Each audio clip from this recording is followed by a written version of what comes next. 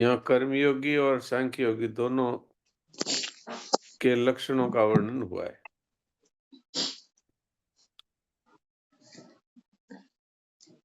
इसमें मूल बात तो इतनी है कि कर्मयोगी है वो शरीर, इंद्रियां, मन, बुद्धि, प्राणी, पदार्थ जो कुछ भी है सबको संसार का मानता है और सब कुछ संसार का है, संसार से मिला है और संसार की सेवा में लगा देता है। तो वास्तव में संसार की वस्तु संसार में लगाने से स्वरूप स्वतः ही रह जाता है। ये कर्मयोगी की बात है। और सांख्य योगी की बात यह है कि वो एक तत्व के साथ अपनी एकता मानता है और शरीर, इंद्रियां, मन, बुद्धि और क्रियाओं को वो प्रकृति की मान करके उसके साथ अपना कोई संबंध नहीं मानता। इस तरह से वो अपने स्वरूप में स्थित रहता है।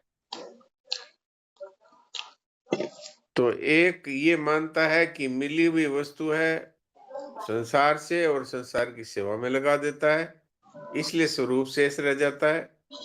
और दूसरा ये मानता है कि स्वरूप किसी भी क्रिया का कर्ता नहीं है, जो कुछ भी हो रहा है वो सारा प्रकृति में हो रहा है, मैं कुछ नहीं करता, मैं किंचित करोमि।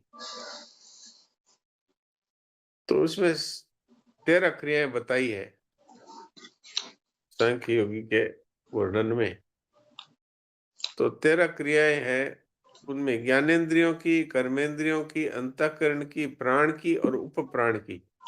भगवान ने किसी क्रिया को छोड़ा नहीं, यानी इतनी सुंदर रीति से भगवान ने समझो कि 2 श्लोकों में सारी बात बता दी सांख्य योगी के साधन की।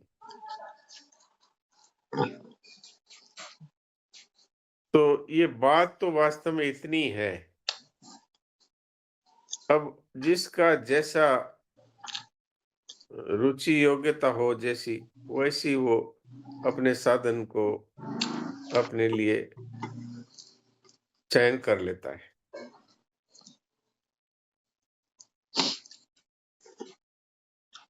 अब उनके लक्षण क्या बताए हैं कर्मयोगी के? जितेंद्रिय है, जिसकी इंद्रियां वश में है, जिसका अंतःकरण निर्मल है, जिसका शरीर अपने वश में है। जितेंद्रिय, विशुद्ध आत्मा, विजित आत्मा, योग युक्त, सर्वभूतात्मा भूतात्मा, ये तो लक्षण है। ये लक्षण कर्मयोगी में स्वतः पाए जाते हैं। और कर्मयोग क्या है वो तो अपने लगातार तीसरे अध्याय से पढ़ ही रहे। कर्मयोग सीधी सीधी बात है, मिली हुई वस्तु को संसार से मिली है इसलिए संसार की सेवा में लगा देना। और जिन मन, बुद्धि, इंद्रियों और शरीर, स्थूल सूक्ष्म कारण शरीर के द्वारा जो जो कुछ हो रहा है वो सारा का सारा अपने लिए नहीं है, वो संसार के लिए है, संसार से मिला हुआ है, संसार की सेवा में लगाना है। तो कौन इसका कर्ता होगा और कौन इसका भोक्ता होगा? जब अपनी कोई चीज वस्तु है ही नहीं, तो जिसकी है उसकी सेवा में लगा देने से जो स्वरूप है वो ज्यों का त्यों रह जाता है। ये मूल बात है। और उसमें ये सारे लक्षण स्वतः ही होते हैं, क्योंकि दूसरों की सेवा में लगाएगा उसको जितेंद्रिय होना ही पड़ेगा। दूसरों की सेवा में लगाएगा और ममता कामना से रहित होना ही पड़ेगा। इसलिए उसका अंतःकरण भी निर्मल हो जाता है, इंद्रियां भी अपने वश में रहती हैं। और जिसका ये लक्ष्य ही हो गया है कि केवल दूसरों की सेवा और बदले में कुछ न चाहना, तो स्वतः ही उसमें ये सारे लक्षण आ जाते हैं। कोई ये सोचते है कि भाई हमको ये लक्षण पहले लाने पड़ेंगे तब कर्मयोग सिद्ध होगा। तो वास्तव में कर्मयोग करने का जिसका साधन है उसके अपने आप ही, क्योंकि उसके स्वयं के कुछ इच्छा ही नहीं है, कुछ कामना ही नहीं है, कुछ ममता ही नहीं है, तो उसका जितेंद्रियता और अंतःकरण की निर्मलता इत्यादि स्वतः उसमें आ जाती है। वो तो जो संसार और शरीर के साथ ममता रखते हैं और फल की इच्छा रखते हैं, उनके इंद्रियां और अंतःकरण वश में नहीं होता। इसलिए कोई ये ना सोचे कि ओहो, कर्मयोग तो बड़ा कठिन है, इसके लिए तो जितेंद्रिय होना पड़ेगा, विशुद्ध आत्मा होना पड़ेगा, विजित आत्मा होना पड़ेगा। तो इसलिए वो चिंता करने की जरूरत नहीं है। जब हम पहले से ममता और कामना का त्याग कर देंगे और कर्तृत्व का अभिमान नहीं रहेगा, तो स्वतः ही ये गुण अपने आप ही आ जाते हैं। तो ये कर्मयोगी के लक्षण है।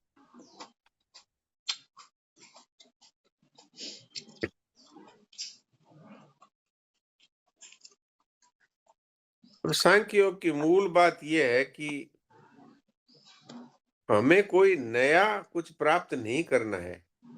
हमारी वास्तव में सबकी, चाहे वो साधक हो चाहे असाधक हो, सभी मनुष्यों की स्थिति वास्तव में स्वरूप में ही है।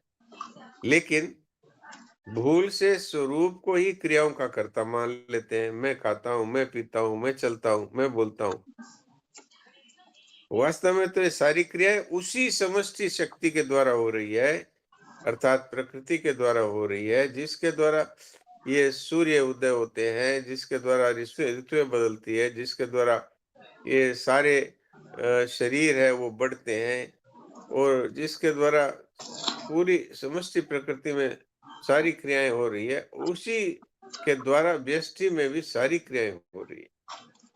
अर्थात साधक के भी शरीर में खाना पीना, सोना, उठना बैठना, ये सारी की सारी क्रियाएं उसी शक्ति के द्वारा होती है। पर अहंकार विमूढ़ आत्मा करता हमें मन्यते, जो विमूढ़ है वो ये मानता है कि मैं कर रहा हूं सब। इतनी सी बात है। अगर ये बात समझ में आ जाए तो ज्ञान योग बहुत ही सरल है, क्योंकि उसमें करना कुछ नहीं है, क्योंकि स्वरूप तो निष्क्रिय है और आनंद स्वरूप है, और प्रकृति में क्रिया ही क्रिया है। तो क्रिया को क्रिया में छोड़ दे और अपने आप को जैसा है वैसा मान ले, बस। यहाँ पर मन्नेत शब्द इसीलिए आया है। जो सांख्य योग का साधक है, वो मुक्त पुरुषों की तरह ही अपने आप को मैं किसी क्रिया का कर्ता हो ही नहीं सकता, क्योंकि स्वरूप में क्रिया है नहीं। आत्म स्वरूप होने के कारण मेरे द्वारा कोई क्रिया हो ही नहीं सकती। और फल चाहेगा कौन? फल तो वो चाहता है जो शरीर के साथ एक है, जो पहले से अपने स्वरूप में स्थिति का अनुभव करता है और प्रकृति से अपने आप को सर्वथा भिन्न अनुभव करता है। तो वहां चाहने वाला कोई रहेगा ही नहीं। अपने स्वरूप में किंचन मात्र भी किसी क्रिया अर्थात कर्तापन को देखता ही नहीं। कोई तो तत्वविद है,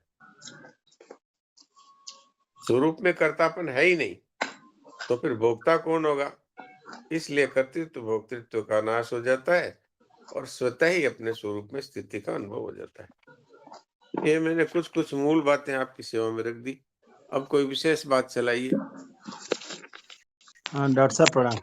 प्रणाम। पृष्ठ संख्या 370 बाईं तरफ डॉक्टर साहब प्रणाम। हाँ बोलिए।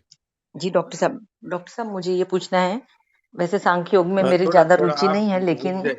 मुझे ऐसे बार प्रीति बार जी, सुनते हैं ना कि वो कुछ करता ही नहीं है, कुछ करता ही नहीं है। तो डॉक्टर साहब सारे सांख्य योगी बाबा जी होते हैं क्या, या फिर हम जैसे गृहस्थ में जो ज्ञान योग से जी रहा है, तो उसको सब क्रियाएं प्रकृति में हो रही है, संसार में हो रही है, शरीर संसार से हो रही है, सब कुछ मेरी स्वरूप में स्थिति है।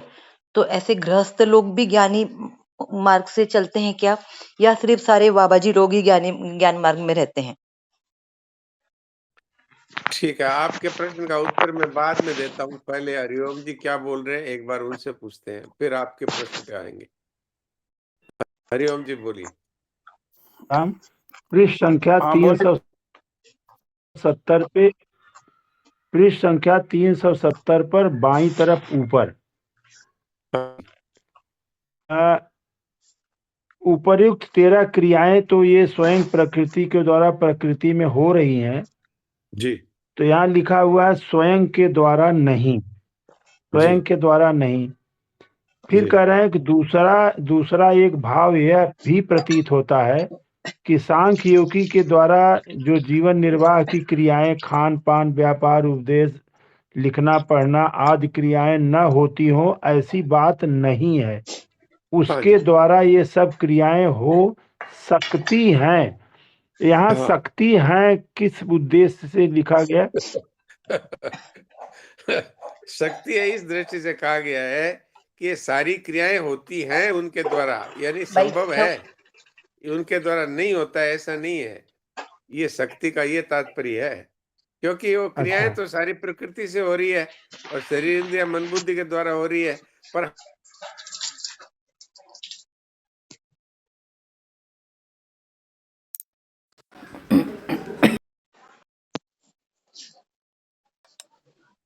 महाराज जी भी तो उठ करके अच्छा जाते जा थे कि चलो भाई सत्संग का टाइम हाँ हो गया। उचित, जी हाँ हाँ, हाँ मतलब बोलिए। जिस जगह पे जैसी आवश्यकता उनको दिखती है उसके अनुसार, जिस प्रकार की जैसी आवश्यकता उनको दिखती है उस हाँ प्रकार से उन कारणों के द्वारा वैसी क्रिया करा देते हैं, ये कहने का तात्पर्य है। हाँ, ये कोई ये ना सोच ले कि सांख्य योगी के द्वारा कोई क्रिया होती ही नहीं, इसलिए वो तो कुछ करता ही नहीं।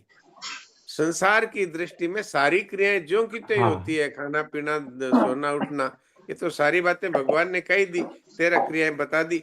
ये सारी क्रियाएं होते हुए भी मैं कुछ नहीं करता हूँ, ये भाव जो है वो पहले तो साधक ये भाव रखता है और बाद में उसमें स्वतः सिद्ध ये भाव ज्यों का त्यों रहता है स्वरूप के कारण। जी जी। अब ठीक है यहाँ एक हरिओम। जिज्ञासा ये है डॉक्टर साहब, हाँ कई महीनों हाँ एक मिनट डॉक्टर, आवाज आ रही है? आ रही। हाँ, एक जिज्ञासा ये है कि ये जो यहाँ ये जो लिखा है प्रकृति के कार्य शरीर, इंद्रियां, मन, बुद्धि, प्राण आदि के द्वारा ही होती है, स्वयं के हाँ द्वारा नहीं। तो हाँ यहाँ प्रश्न ये बनता है कि जैसे हम आप ये सभी साधक लोग, आपका इंटरनेट काम नहीं कर रहा है।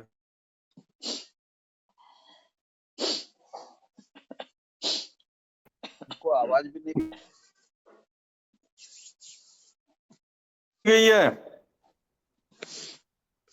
एक बार लाइन काट के दोबारा जोड़िए। वो प्रकृति हाँ, की टाइम कम है फिर। आवाज चली गई है तो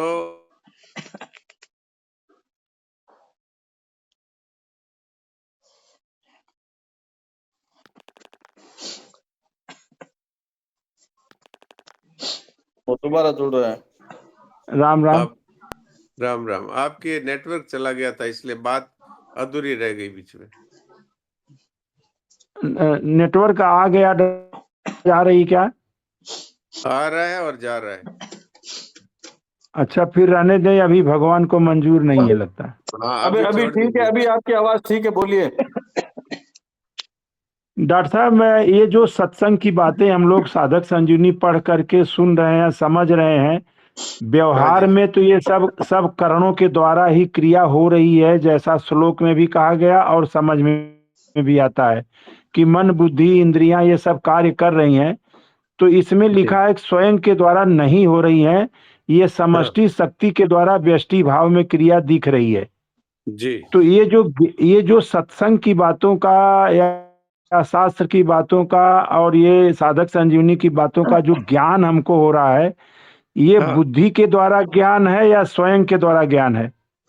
ये है हो रहा है बुद्धि के द्वारा और वाणी के द्वारा और श्रवणेंद्रिय के द्वारा, लेकिन हो रहा है स्वयं को। स्वयं हो रहा है। तो हाँ जी यहाँ ये प्रश्न ये है कि जो ज्ञान स्वयं को हुआ, ये ज्ञान और जो सतचित आनंद स्वरूप है, तो जो चित स्वरूप है उसमें और इस ज्ञान में क्या अंतर है? चित स्वरूप ये ज्ञान और ये ये का ज्ञान। हाँ, ये बुद्धि बुद्धि का और ये जो समझने का ज्ञान है, ये ज्ञान होता है और फिर भूल जाते हैं, होता है फिर भूल जाते हैं, लेकिन स्वयं का ज्ञान है, उसको पकड़ना नहीं पड़ता और उसको याद रखना नहीं पड़ता, वो सदा रहने वाला होता है। तो अगर ये ज्ञान स्वयं की स्वीकृति में चला जाए तो ये भी स्मृति में ही रहेगा, विस्मृति नहीं होगी। नहीं होगी अगर स्वयं ने इसको स्वीकार कर लिया, क्योंकि ये मान्यता तो स्वयं ने की है ना, कि ये शरीर हाँ, मैं हूँ, शरीर मेरा है, ये प्राणी पदार्थ सब मेरे हैं। इस मान्यता को उसने छोड़ दिया, ये सब प्रकृति का है, इससे मेरा कोई संबंध नहीं। तो जो अपनी वास्तविक स्थिति में आ गया, इसलिए फिर भूल नहीं होती। तो इसमें डॉक्टर साहब एक बात ये है कि जैसे बहुत सी ऐसी स्वीकृतियां हैं, जैसे शादी हो गई, ब्राह्मण हूँ, पढ़ा लिखा हूँ, ये स्वीकृतियां मरने के रुक जाती हैं, और ये जो ज्ञान हुआ स्वयं में, ये स्वीकृति मरने के बाद रहेगी या चली जाएगी? जो सत्य है वो कभी मिटेगा नहीं, और जो असत्य मान्यताएं हैं वो मिट जाती है। अच्छा, जी जी, ठीक है, ठीक है। ठीक है, प्रीति जी आप बोलिए। डॉक्टर साहब प्रणाम। डॉक्टर साहब मेरी आवाज आ रही है? आ रही है। क्योंकि आज मेरा भी नेटवर्क थोड़ा प्रॉब्लम है बहुत। हाँ डॉक्टर साहब, मैं ये पूछना चाह नहीं रही तो हूँ। फिर मैं तो अभी आपने जो बोला उसको मैं समझा, वो आपको बता देता हूँ जी कि आप कहना चाहते हैं कि ये जब सारी क्रियाएं प्रकृति के द्वारा होती है, अपने द्वारा कुछ होती ही नहीं, तो ये तो सारे के सारे गृहस्थों के द्वारा तो ये होगा ही नहीं, ये तो जो घर छोड़ के सन्यासी हो गए उनकी बात हो रही है। जी लेकिन आप और हमने सब ने देखा है कि श्रद्धेय सेठ जी गृहस्थी थे, और वो पक्के निर्गुण उपासक थे, और उनके द्वारा कितनी क्रियाएं हुई है, यानी सत्संग करवाना, जगह-जगह पे जहाँ जिनके कोई झोपड़ियाँ जल गई तो झोपड़ियाँ बनवा देना, अकाल पड़ गया तो वहाँ पर अन्न बँटवाना, और गीता प्रेस, गीता भवन, गोविंद भवन, ऋषिकुल ब्रह्मचर्य आश्रम सब बनवाना। तो ये सारी क्रियाएं उनके द्वारा हमें होती हुई दिखती है, लेकिन वास्तव में वो कुछ नहीं करते। सारी की सारी क्रियाएँ प्रकृति के द्वारा ही होती है, और वो इनका न तो खुद कर्ता बनते हैं, न इनका भोक्ता बनते हैं। तो हमें ये उनके द्वारा की जाती हुई दिखती है। लेकिन जो तत्ववित्त जो ज्ञान योगी है, वो ऐसे मानते हैं कि मेरे द्वारा कोई क्रिया कभी हो ही नहीं सकती, हुई नहीं। ये बात है। डॉक्टर साहब, मुझे समझा, लेकिन मुझे ये पूछना है कि जैसे आपने सेठ जी का बताया कि इतने सारे काम किए अलग-अलग, तो उनको एक अंदर से ज्ञान है, स्वीकृति है कि म्हणजे मैं कुछ नहीं कर रहा हूँ, सारी क्रियाएँ हाँ, अपने आप हो रही है। लेकिन उन्होंने हाँ। पुरुषार्थ तो किया ना, चलकर तो गए वहाँ पर, ये करवाया, वो करवाया, लेकिन हाँ, स्वयं की तो पुरुषार्थ स्वीकृति है कि मैं कुछ नहीं कर हाँ, रहा। तो पुरुषार्थ पुरुषार्थ किसने किया? पुरुषार्थ ये जितने भी संसार में क्रियाएँ हो रही है, हवा चल रही है, ओले गिरते हैं, बाढ़ आती है, भूकंप आता है, और ये सूर्य उदय होते हैं, ऋतुएँ बदलती है, ये कौन-सी शक्ति से हो रहा है? किसके पुरुषार्थ से हो रहा है? डॉक्टर साहब ये तो अपने आप हो रहा, लेकिन जो सेठ जी कर रहे होंगे अपने वो आप तो नहीं हो रहा है। अपने आप नहीं हो रहा है। ये उस शक्ति से हो रहा है, प्रकृति की शक्ति कह दो। अब ये सांख्य योग का प्रकरण है इसलिए, और भक्ति की दृष्टि से भगवान की शक्ति से हो रहा है। तो सांख्य योग की दृष्टि से जो सांख्य योगी ये मानता है कि मैं कुछ नहीं कर रहा, ये सब का सब हो रहा है प्रकृति की शक्ति से। नैव किंचित करोमि, यहाँ पर यही है, मैं कभी कुछ नहीं करता। अपने स्वरूप में किंचन मात्र भी कोई क्रिया नहीं है। तो ये कैसे हो रही है? कि ये हो रही है उसी समष्टि शक्ति से, जो पूरी सृष्टि के हित में लगी हुई है। वही समष्टि शक्ति के द्वारा सारी क्रियाएँ हो रही है। हाँ, वो वही वही शक्ति तो इस शरीर को चला रही है, वही शक्ति तो अंतःकरण को चला रही है, वही शक्ति स्थूल सूक्ष्म कारण शरीर को चला रही है, उसी शक्ति से हो रही है। जी। तो डॉक्टर साहब इसमें फिर उनको ये वाला फ़ायदा है कि कर्तृत्व और भोक्तृत्व से वो बच जाएँगे, तो वो अपने हाँ, स्वरूप बच में उनकी गए। स्थिति रहेंगी। बिल्कुल निर्लिप्त हैं, वो स्वरूप में स्थित है, वो परमात्मा की तरह ही हैं। आप देखिए महाराज जी इसमें उदाहरण देते थे कि कोई डीजल से चलने वाला इंजन है, तो उसमें डीजल भरा हुआ है, लेकिन उसमें से ड्राइवर कूद गया, वो पटरी पे चलती ही रहेगी जब तक डीजल है। तो ऐसे ही इसमें कर्तापन समाप्त हो गया, लेकिन इसमें जो प्राण शक्ति है उसके द्वारा सारी क्रियाएं होती रहेगी। ब्रेन अपना काम करेगा, बुद्धि अपना काम करेगी, इंद्रियां अपना काम करेगी, अंतःकरण अपना काम करेगा और ये कर्मेंद्रिय अपना काम करेगी, सब करती रहेगी जब तक उसके अंदर प्राण शक्ति है। तो डॉक्टर साहब कर्तृत्व और भोक्तृत्व के लिए हम भी तो ऐसा कर सकते हैं ना। जैसे मेरी एक साइकोलॉजी थी कि ये अपने सांख्य योग अपने लिए कुछ काम का नहीं है। कभी कभी मुझे मूक सत्संग भी बहुत अच्छा लगता है, मैं आपको सुनती हूँ शाम में। तो ये हम भी जी तो कर सकते हैं इसका प्रयास। हाँ, हम भी तो क्या, ये हमारे लिए ही तो बातें हो रही है। आप और हम सब सेठ जी की तरह ही हो सकते हैं और इसमें कोई आपने मन में सोच रखा ओहो बहुत कठिन है, वो बहुत बड़े-बड़े महात्मा है, वो कर पाते हैं। ये सभी महात्मा हो सकते हैं। अभी इस बात को खाली स्वीकार करें कि नैव किंचित करोमि, मैं कुछ नहीं करता। जो कुछ हो रहा है सब प्रकृति के द्वारा हो रहा है। अब उसके द्वारा जब वो खुद करता है ही नहीं तो वो पाप कर सकता है क्या? वहाँ कोई कामना करने वाला नहीं है, कोई ममता रखने वाला नहीं है। अपने आप को व्यष्टि रूप से मानने वाला कोई है ही नहीं वहाँ।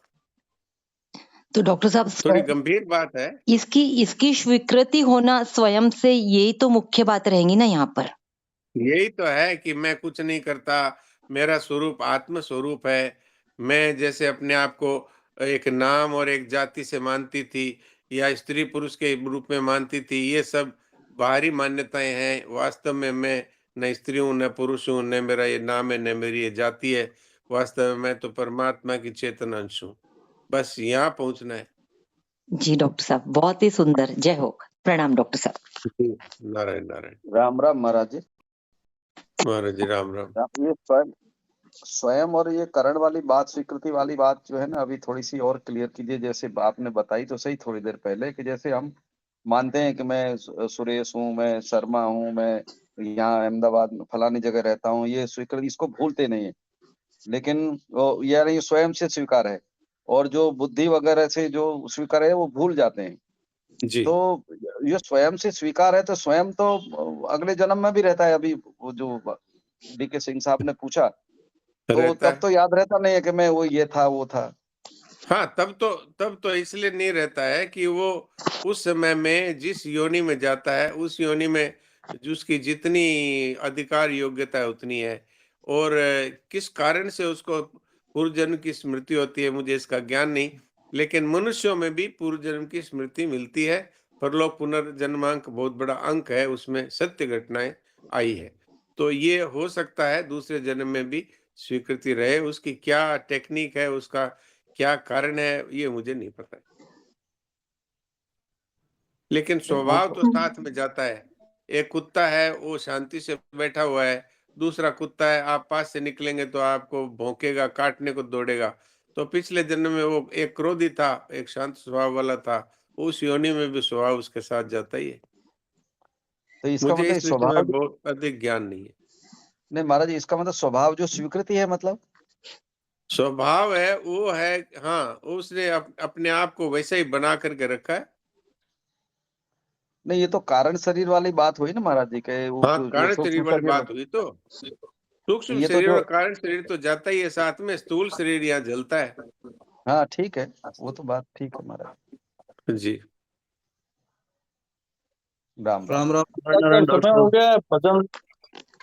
एक मिनट देव हाँ, किशन जी, आज डॉक्टर साहब भजन रह भी जाए तो हम लोगों को बड़ी थोड़ा कंफ्यूजन हो रहा है। अब ये कभी कर्म योग वाला आ जाता है, पहले भक्ति वाला हम तैयार होते हैं, हम तो भक्ति योग वाले हैं। फिर अब भक्ति योग वाला आता है तो ये यार ये ठीक है। कई बार तो डॉक्टर साहब एक पेरे में भी जैसे आधा पौन घंटा लग जाता है और फिर बाद में आता है भक्ति योग वाला पुट कि हाँ सब कुछ भगवान की कृपा से हो रहा है, तो फिर संतोष वही होता है। तो हम लोगों को क्या करना चाहिए, कई बार समझ में नहीं आ रहा है ऐसे। नहीं, ये समझना तो सभी को चाहिए, सारे योगों को समझना चाहिए। फिर अपनी और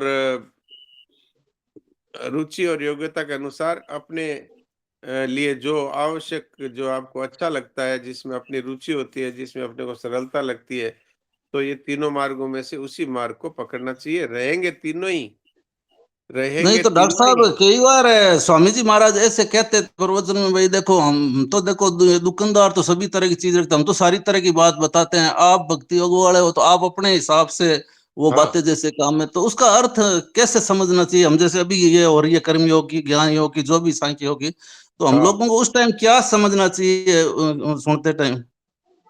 उस अगर जिसको भक्ति योग है उसको ये समझना चाहिए कि ये जहाँ ये बता रहे हैं सारी चीजें संसार की है, तो ये भगवान की है, भगवान से मिली जी। है, और ये भगवान की सेवा में हमें लगाना है। संसार है ही नहीं, भगवान ही है। अथवा ये संसार है जो भगवान का ही है, और इसके अंदर रहने वाले सब भगवान के ही लोग हैं। तो भगवान के लोगों की, भगवान की वस्तुएं भगवान की सेवा में लगाना है। तो ये कर्मयोग भी एक प्रकार से भक्ति योग जैसा हो गया। और ये ज्ञान योग की जो बात आती है, इसमें ये मानना चाहिए कि जो ये आत्मा जिसको कह रहे हैं, स्वरूप कह रहे हैं, वो साक्षात परमात्मा ही है। परमात्मा की सिवा और कुछ है ही नहीं। तब ये कन्फ्यूजन नहीं होगा। अच्छा अच्छा, क्यों नहीं तो सुनते हैं कि हाँ भाई कर्म योगी तो ये होता है, कर्म फिर ये सोचते हैं यार अपने तो भक्ति योग वाले हैं, फिर उसमें इसमें जैसे लगता भी भारी भारी है चीजें, उसमें जैसे भक्ति योग वाले की दृष्टि वो से तो देखें तो बहुत सरल हो जाती है, तो ये वो हमारी तो रुचि के बहुत अनुसार लगता है क्या भारी हल्का? हाँ, बिल्कुल। भई हमारी रुचि है भक्ति योग में, और ये बातें सुनते हैं प्रकृति में सब हो रहा है, प्रकृति की शक्ति से हो रहा है, तो फिर हमारे तो भगवान का क्या हुआ? तो वहाँ पर ये मानना चाहिए भगवान की शक्ति से हो रहा है। वहाँ प्रकृति है तो भगवान की शक्ति है, प्रकृति खुद ही। प्रकृति अलग से कुछ थोड़ी कर सकती है, भगवान ही है प्रकृति में भी प्राण फूँकने वाले। तो इसलिए अपने भक्ति योग है वो सर्वश्रेष्ठ है। ये बात डॉक्टर कल साहब आई एक भी थी। दूसरी बात एक और है, और जैसे ऐसे कई बार अपने ये सब प्रकृति में हो रहा है ये सुनते हैं और वाकई मानते भी है, इसमें कोई कंफ्यूजन भी नहीं है, फिर कई बार कहते हैं देखो ये बात आप भी कहते हो या और भी, जैसे देखो भाई ध्यान दे के सुनना ये बात, तो ये फिर ध्यान दे के सुनना मतलब वो स्वयं को कह रहे हैं क्या, भाई स्वयं तक ये बात पहुंच जाए इसलिए? ध्यान दे के सुनना तो इसलिए कहते हैं कि जिसका जिसका जो साधन है, वो अपने जी। साधन के हिसाब से इसको समझ ले, इसके लिए है अच्छा ध्यान। अच्छा अच्छा। और और ओहो। ये प्रश्न प्रश्न तो उठता ही है। अब जैसे प्रीति ने प्रश्न किया, तो प्रश्न उठता है तो प्रश्न करना चाहिए। ध्यान दे के सुनने का अर्थ है, यदि आपके दिमाग में कोई कन्फ्यूजन है तो वो बोलो भई। इसलिए अच्छा कहते अच्छा हैं, अच्छा। संत लोग इसलिए कहते हैं, हम लोग तो, हम और आप तो भाई हैं, जानते नहीं है, जितना जानते हैं उतनी बात करते हैं। नहीं नहीं बहुत अच्छा बताया, ठीक है डॉक्टर साहब, यही था। अब समय है तो चटापट भजन सुना दो, नहीं तो ये हाँ, कंफ्यूजन था। आज तो राम राम। बुधवार है इसलिए कोई दिक्कत नहीं। हाँ राम राम, कौन पूछ राम रहे हैं, बोलो जी। राम डॉक्टर डॉक्टर साहब साहब। राम राम। ये पहले दोनों ही एक पूछ बोल लो, रहे हैं, सुनीता जी पूछ लो दोनों ही जरा। बोल रहे हैं। पहले सुनीता सुनीता जी जी आप बोलिए बोलिए। पहले, सुनीता जी। हाँ। राम राम डॉक्टर साहब, ये जो स्वरूप का ज्ञान है ये इसको अनुभव का ज्ञान बोल सकते हैं? हाँ, बिल्कुल। ठीक। अनुभव का तो इसलिए बोलते हैं कि पहले अनुभव था नहीं, अब अनुभव हो गया इसलिए। वास्तव में तो ये स्वरूप का ज्ञान का अर्थ है कि अनादिकाल से जो वास्तविकता थी वो प्रकट हो गई। ये तात्पर्य है। और ये अनुभव का ज्ञान अपन कभी भूलते नहीं है, बुद्धि और मन ये वाला भूल जाते हैं। हाँ, हाँ, वो भूल सकते हैं। बुद्धि मतलब जैसे हम गीता जी याद करते हैं, जैसे आपने याद कर रखी है, मैंने भी याद करी थी। कौन से पर अभी पॉजिटिव मुझे पॉजिटिव संख्या सहित इनका पूछे तो कई जगह पॉजिटिव अटक से जाता हूँ। तो अब वो आधी उसको घंटा मैं पाठ कर बुद्धि में थी, आधी इसलिए घंटा वो पाठ बातें तो मैं भूल जाता हूँ, संख्या भूल जाता हूँ। मुझे कॉपी आना पर बहुत ही जो लंबी मैंने भी स्वयं है, में वो है स्वीकार इच्छा से कर ली, कथा, आप जैसे कोई लंबी श्लोक भी का है तो अर्थ पीछे। अगर पूछेंगे, तो वो मेरे जो सही जो स्वीकार किया हुआ है स्वयं में, वो अर्थ निकल जाएगा अपने आप ही। वो नहीं भूलूंगा मैं। जी, राम राम डॉक्टर साहब। राम राम। डॉक्टर साहब, तो मैं पन और व्यक्तित्व को मिटा देंगे तो सब आसान हो जाएगा ना?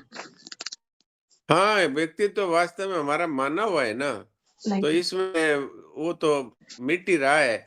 हम ही उसको बार-बार पकड़ लेते हैं। पहले लंबी हम कुछ और थे, ये अब कुछ और हो गए।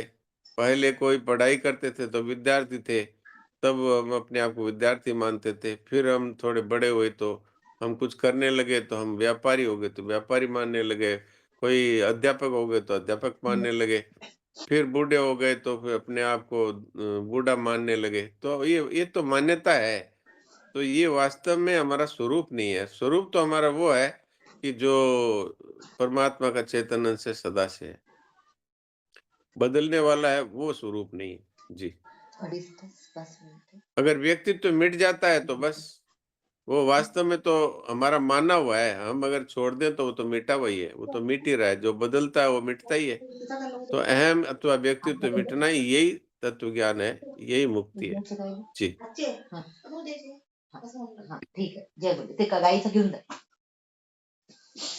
तो ठीक है फिर, अब तो लगता है किसी का कोई प्रश्न नहीं है।